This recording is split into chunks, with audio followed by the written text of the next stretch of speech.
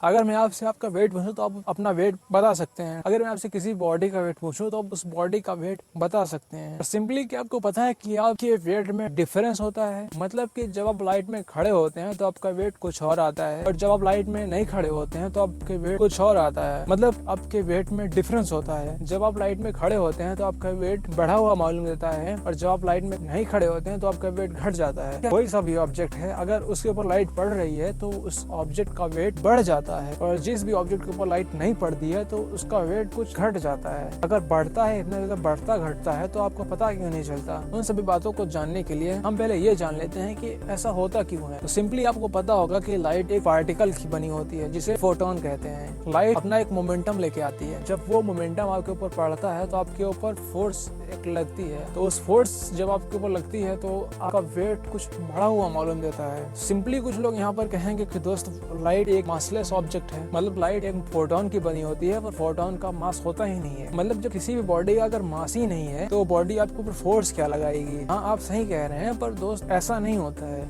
Light सच में एक अपना मोमेंटम लेके आती है। वो अपना मोमेंटम एक फोटोन्स एनर्जी के फॉर्म में लेके आती है। वैसे मोमेंटम का फॉर्मूला होता है P=mv। लाइट अपना जो मोमेंटम लेके आती है वो एनर्जी के फॉर्म में लेके आती है। तो यहाँ पे एनर्जी और मोमेंटम का रिलेशन कुछ इस तरह होता है, E=P×c। मतलब यहाँ पर जो E है वो एनर्जी ऑफ फोटोन है, और P है वो मोमेंटम ऑफ लाइट है, और C है वो स्पीड ऑफ लाइट है। तो अगर हम एनर्जी को, फोटोन्स एनर्जी को लाइट से डिवाइड कर दे तो उस लाइट का मोमेंटम पता कर सकते हैं। सिंपली इस बात से पता चलता है कि लाइट का एक मोमेंटम होता है। और मोमेंटम को मैं एक्सप्लेन करूँ कि मोमेंटम का मतलब होता है कि एक ऑब्जेक्ट की कितनी एबिलिटी है दूसरे ऑब्जेक्ट को पुश करने की। मतलब कि एक ऑब्जेक्ट की कितनी ताकत है दूसरे ऑब्जेक्ट को धकेलने की, जो कि पहला ऑब्जेक्ट मोशन में है। तो मोमेंटम एक तरह की फोर्स, और फोर्स मतलब प्रेशर। मतलब कि अब इस बात को समझ लीजिए, और ये बिल्कुल सही है। किसी भी बॉडी का अगर मोमेंटम ज्यादा होगा तो उसका वो फोर्स भी ज्यादा लगाएगी, और वो फोर्स लगाने के साथ साथ वो प्रेशर भी ज्यादा लगाएगी। तो किसी बॉडी का अगर मोमेंटम ज्यादा होगा तो उसका फोर्स ज्यादा होगा और उसके वो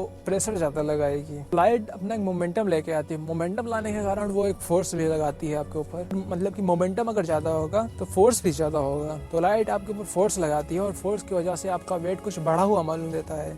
जो लाइट अपना मोमेंटम लेके आती है वो बहुत ही ज्यादा कम होता है। तो लाइट आपके ऊपर फोर्स लगाती है और फोर्स बहुत ज्यादा कम होती है, और वो जो फोर्स जब आपके ऊपर पड़ती है तो वेट, आपका वेट कुछ ऐसे बढ़ता है 1 बिलियन ऑफ किलोग्राम पर स्क्वायर इंच। 1 इंच स्क्वायर पर 1/बिलियन ऑफ किलोग्राम वेट बढ़ जाता है, जो कि बहुत ज्यादा कम है। और ये हम अपनी रियल लाइफ में इसीलिए नहीं एक्सपीरियंस कर पाते हैं क्योंकि ये बहुत ही ज्यादा कम होता है। स्पेस ट्रैवल में बहुत ज़्यादा हेल्पफुल होता है। मतलब कि जो स्पेसशिप होती हैं, बड़े बड़े सोलर सेल लगे होते हैं उन पर, और उन्हीं पर जब लाइट पड़ती है तो स्पेसशिप को पुश करती है, जिसकी वजह से स्पेसशिप का बहुत ज़्यादा प्रॉफिट होता है। मतलब कि उनका फ्यूल बच जाता है, और उस फ्यूल की जगह पर वो स्पेस सन की लाइट से चल जाते हैं। मतलब सन की लाइट जब सोलर सेल पे पड़ती है तो वो सोलर सेल पुश होते हैं, जिसकी वजह से स्पेसशिप मील और डिस्टेंस ट्रैवल करते हैं। मतलब जितने ज़्यादा लाइट की फ्रीक्वेंसी होगी उतना ज़्यादा वो लाइट आपके ऊपर फोर्स लगाएगी, कंपेयर टू जिस लाइट की फ्रीक्वेंसी कम होगी। तो इस बात से पता चलता है कि आपके ऊपर ब्लू लाइट ज़्यादा फोर्स लगाती है रेड लाइट के कंपैरिजन में, क्योंकि ब्लू लाइट की फ्रीक्वेंसी ज़्यादा होती है। ज़्यादा फ्रीक्वेंसी होने के कारण वो ब्लू लाइट आपके ऊपर ज़्यादा फोर्स लगाती है, और रेड लाइट आपके ऊपर कम फोर्स लगाती है। ऐसा ही 400 साल पहले जॉन्स केपलर ने भी ये प्रूव किया था कि लाइट कुछ तो करती है। मतलब लाइट एक फोर्स लेके आती है, लाइट एक मोमेंटम लेके आती है जो ऑब्जेक्ट को पुश करता है। और उन्होंने ये प्रूव भी किया था कि कॉमेट्स की जो टेल होती है वो सन से दूर होती है, और कॉमेट्स का जो हेड होता है वो सन की तरफ होता है। इसको प्रूव भी किया कि ऐसा क्यों होता है। उन्होंने प्रूव किया कि ऐसा इसलिए होता है कि लाइट एक फोर्स लेके आती है। लाइट सभी ऑब्जेक्ट के ऊपर फोर्स लगाती है। जिस भी ऑब्जेक्ट के ऊपर वो पड़ती है तो लाइट वो उस ऑब्जेक्ट के ऊपर फोर्स लगाती है। तो कॉमेट्स के ऊपर जब लाइट पड़ती है तो लाइट कॉमेट्स के ऊपर फोर्स लगाती है, और इसे एक्सपेरिमेंटली प्रूव भी किया गया। 19वीं सेंचुरी में जेम्स क्लर्क मैक्सवेल ने भी प्रूव किया। अब उन्होंने इक्वेशन से प्रूव किया कि लाइट सच में हर एक ऑब्जेक्ट पे फोर्स लगाती है। जिस भी ऑब्जेक्ट के ऊपर वो पड़ती है तो लाइट वो उस ऑब्जेक्ट के ऊपर फोर्स लगाती है।